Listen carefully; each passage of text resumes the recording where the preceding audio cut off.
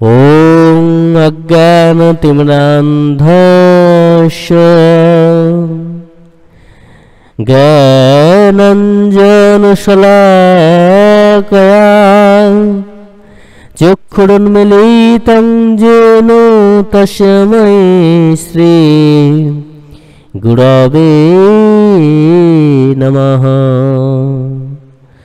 अखण्डमण्डलाकारं व्याप्तं येन चराचरं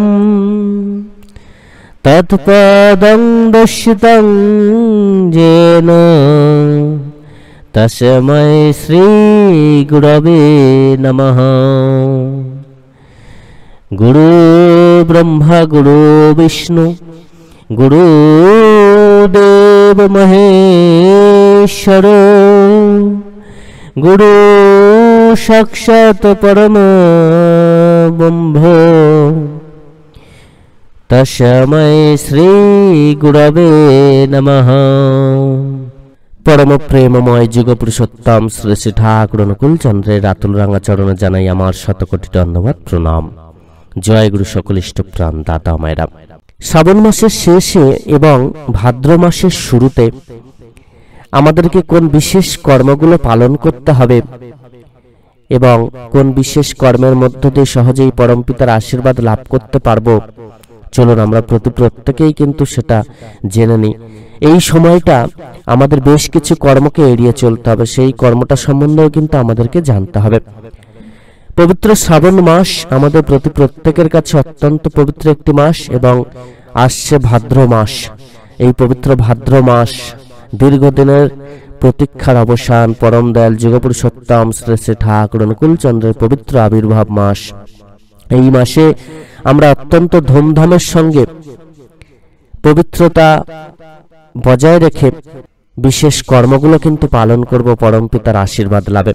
আমাদের প্রত্যেকের কাছে এই মাসটা অত্যন্ত পবিত্র, তাই এই মাসটা কিন্তু হেলায় ফেলায় কেউ এমন কোনো কর্ম করবেন না যাতে করে আপনার অমঙ্গল হয়। তো চলুন জেনে নিই কোন বিশেষ কর্মগুলো করবেন, কোনগুলো করবেন না। শ্রাবণ মাসের প্রায় শেষ দিকে আমরা এসে উপস্থিত হয়েছি। তো আজ থেকেই কিন্তু আমাদেরকে বিশেষ কিছু কর্মকে পালন করতে হবে। পরম দয়াল যুগপুরুষোত্তম শ্রী শ্রী ঠাকুর অনুকূল চন্দ্র যে বিশেষ কর্মগুলো বলেছেন, সেই বিশেষ কর্মগুলো সবার প্রথম আমাদেরকে পালন করতে হবে। আজকে যে পবিত্র দিন 28শে শ্রাবণ, এই পবিত্র দিনে আমাদের সবার প্রথম যে কর্মটা করতে হবে সেটা হচ্ছে নারায়ণের সেবা করতে হবে। নারায়ণের সনে তাঁর শ্রী চরণে আমাদেরকে নিজেদেরকে উৎসর্গ করতে হবে। আর সেই নররূপী নারায়ণ যিনি, পরম পুরুষোত্তম যিনি, তাঁর চরণে আমাদেরকে ঠাঁই নিতে হবে। এই পবিত্র শ্রাবণ মাস আমাদের প্রত্যেকের কাছে অত্যন্ত পবিত্র মাস।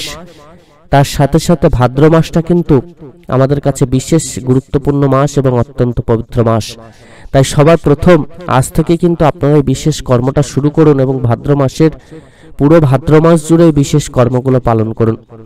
সবার প্রথম যে কর্মটা করবেন সেটা হচ্ছে অতি প্রত্যুষে ঘুম থেকে উঠেই নাম জপ কিন্তু করতে ভুলবেন না। তারপর অতি অবশ্যই ইষ্টভৃতি পালন করবেন এবং সময়ে কিন্তু প্রার্থনা অতি অবশ্যই পালন করবেন। এই ইষ্টভৃতি, নাম জপ এবং প্রার্থনার মধ্য দিয়ে তিনটের যে কম্বিনেশন, এই তিনটে কর্মের মধ্য দিয়ে সহজেই আপনি নররূপী নারায়ণকে সন্তুষ্ট করতে পারবেন। নররূপী নারায়ণকে যদি আপনি ভালোবাসেন তাহলে এই তিনটি কর্ম কিন্তু অতি অবশ্যই আপনারা পালন করবেন। দান, ধ্যান, সেবা, কর্ম, নাম জপ এই সমস্ত কিছুই কিন্তু সনাতন ধর্মের প্রকৃত কর্ম। এই সনাতন ধর্মের প্রকৃত অর্থই হচ্ছে দান, ধ্যান, সেবা, কর্ম, তপস্যা, উদারতা, মনের অমৃত, মনের পবিত্রতা বজায় রাখা। তো এই বিশেষ কর্মগুলো আমরা প্রত্যেকে কিন্তু পালন করব। পরম দয়াল যুগপুরুষোত্তম শ্রী শ্রী ঠাকুর অনুকূল চন্দ্র আমাদের প্রত্যেককে মনের পবিত্র ভাবকে বজায় রেখে ধর্ম করার কথা বলেছেন। ধর্ম মানে হলো বাঁচা বাড়ার পথ, ধর্ম মানে হলো করিয়ে শিক্ষা দেয়া, ধর্ম মানে হলো অন্যকে বাঁচানো, নিজেকে বাঁচিয়ে রাখা, ধর্ম মানে হলো প্রতি প্রত্যেককে ভালো থাকা, ধর্ম মানে হলো প্রতি প্রত্যেককে রক্ষা করা, প্রতি প্রত্যেককে বিপদে সাহায্য করা, ধর্ম মানে হলো প্রতি প্রত্যেকের পাশে দাঁড়ানোর চেষ্টা করা, ধর্ম মানে হলো আদর্শ অনুপ্রাণতা, ধর্ম মানে হলো উদারতা, ধর্ম মানে হলো বিশ্বাস, ধর্ম মানে হলো মনের পবিত্র ভাবটাকে বজায় রাখা, ধর্ম মানে হলো প্রতি প্রত্যেককে সাথে নিয়ে বাঁচা, ধর্ম মানে হলো ভালো থাকার পথকে অনুসরণ করে চলা, ধর্ম মানে হলো প্রকৃতরূপে মানুষ সহ প্রত্যেকটা জীবকে ভালোবাসা, ধর্ম মানে হলো প্রতি প্রত্যেককে সাথে নিয়ে প্রতি প্রত্যেকের খারাপ সময়ে তাদেরকে সাহায্য করা, ধর্ম মানে হলো হিংসা দেশ অহংকারকে দূর করা, ধর্ম মানে হলো মনের মধ্যে থেকে সকল প্রকার আবর্জনাকে দূর করা, ধর্ম মানে হলো সকল প্রকার অসহিষ্ণুতাকে দূর করে মনের স্থিরতাকে বজায় রাখা, ধর্ম মানে হলো পরম পুরুষোত্তমের প্রত্যেকটা কথাকে মেনে চলা, ধর্ম মানে হলো আচার ব্যবহার অভ্যাসকে ঠিক করা, ধর্ম মানে হলো অহংকার হিংসাকে দূর করা, ধর্ম মানে হলো মনের মধ্য থেকে যে ষড়রিপুর দাপট সেটাকে কন্ট্রোল করা অর্থাৎ ষড়রিপুকে নিয়ন্ত্রণ করা, ধর্ম মানে হলো নিজেদের আচার ব্যবহার অভ্যাস চালচলন চরিত্র সমস্ত কিছুকে ঠিক করে মানুষকে সেই পথে আনা, অর্থাৎ যিনি বিগড়ে গেছেন, যে মানুষটা ভুল পথে চালিত হয়েছে সেই মানুষকে ঘৃণা না করে তাকে ভালোবেসে তাকে সঠিক পথে আনা, ধর্ম মানেই হলো প্রকৃত রূপে ভগবানের পথকে অনুসরণ করে চলা, ধর্ম মানে হলো সত্যের পথে চলা, ধর্ম মানে হলো সৎ হয়ে ওঠা, ধর্ম মানে হলো সত্যের পথে অন্য মানুষকে নিয়ে আসা, ধর্ম মানে হলো নররূপী নারায়ণের সেবা করা, ধর্ম মানে হলো নররূপী নারায়ণের চরণ আশ্রিত হয়ে তাঁর বলা প্রত্যেকটা বিধানকে মেনে চলা, ধর্ম মানে হলো প্রকৃত রূপে দান ধ্যান সেবা কার্যে নিজেদেরকে নিযুক্ত করা, ধর্ম মানে হলো প্রকৃত সনাতনী হয়ে ওঠা, আর ধর্ম মানেই হলো নিজেদের মনের একাগ্রতাকে বাড়িয়ে তোলে, বিশ্বাসকে বাড়িয়ে তোলে, পূর্ণ নিষ্ঠাভরে ভক্তিভরে ভগবানের সাধনা করা। আমরা যদি প্রকৃত মানুষ হই, প্রকৃত ধার্মিক হই, তাহলে এই বিশেষ কর্মগুলো কিন্তু পালন করব। আর এই কর্ম যেগুলো বললাম সেগুলো প্রত্যেকটাই পরম দয়াল আমাদেরকে বলেছেন এই ভাদ্র মাস এবং শ্রাবণ মাস জুড়ে আমাদের প্রত্যেকের এই কর্মগুলো কিন্তু পালন করতে হবে, না হলে আমরা প্রকৃত ধার্মিক কখনো হতে পারবো না। আর যে কর্মগুলোকে এড়িয়ে চলতে হবে সেগুলো কিন্তু এই কর্মের মধ্যে বলা হয়েছে, এই কর্মগুলোকে অতি অবশ্যই এড়িয়ে চলার চেষ্টা করবেন, তবেই কিন্তু ভালো থাকবেন। আর অতি অবশ্যই দান ধ্যান করার চেষ্টা করবেন, ইষ্টবৃত্তিটা ঠিক সময়ে পালন করবেন, নাম জপটা খুব বেশি করে পালন করবেন। এই ভাদ্র মাস জুড়ে আপনারা অতি অবশ্যই পিতৃভীতি মাতৃভীতি রাখবেন।